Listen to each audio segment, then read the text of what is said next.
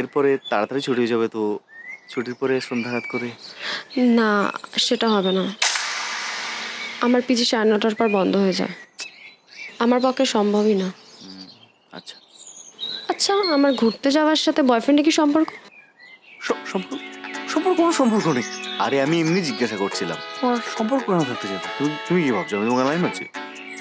একদমই না, আমি জাস্ট জিজ্ঞাসা করছিলাম। আর তুমি পিজিতে থাকো কেন? কত টাকা স্যালারি পাই যে ফ্ল্যাটে থাকবো? তা ডিরেক্ট রিজেক্ট করে দিল। এ নাও, সিগারেট খাবে? না, ওসব আমি খাই না।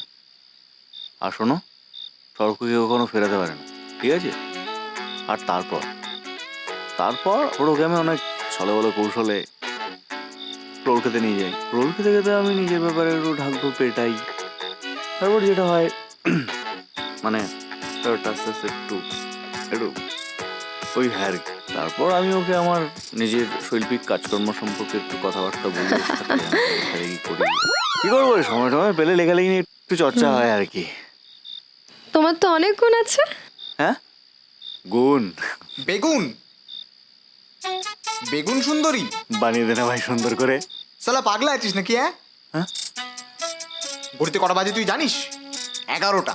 অফিস থেকে এলেন এসে বেগুন সুন্দরী খাবেন। বিছানাটা করেছে দেখো। এই দেখ, সাইড হয়ে যা, যা। জলের বোতল বাক, প্যারাসিটামল খা, যা খা। সালা বেগুন সুন্দরী খাবে, এই মুড়ি খাবো আর ঘুমোবো।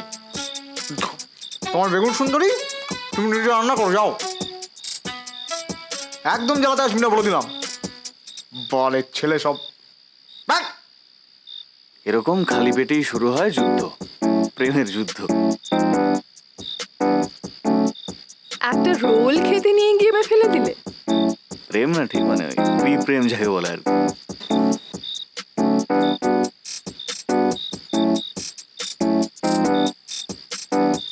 তাহলে তুমি চাইলে আমার এখানে আসতে পারো। আস্তে ভাই, প্লিজ একটু আস্তে কথা বল। আর যদি সেটা না পারিস, যা বাড়ির বাইরে গিয়ে কথাটা বল। তোর একটু মনে কর স্বরূপে তোর সাথে একটা মানুষ বাস করে। তুই আমাকে একটু প্রেমও করতে দিবি না রে? হ্যাঁ, একটা প্রেম কুচি তো সহ্য হচ্ছে না। আরে একটু তো অ্যাডজাস্ট কর ভাই। অ্যাডজাস্ট? তোর সঙ্গে বাস করি, এর থেকে বড় অ্যাডজাস্ট হতে পারে আর কিছু? প্লিজ একটু ঘুমাতে দে, একটু বাইরে যা ভাই। ভাই প্লিজ প্লিজ ভাই প্লিজ।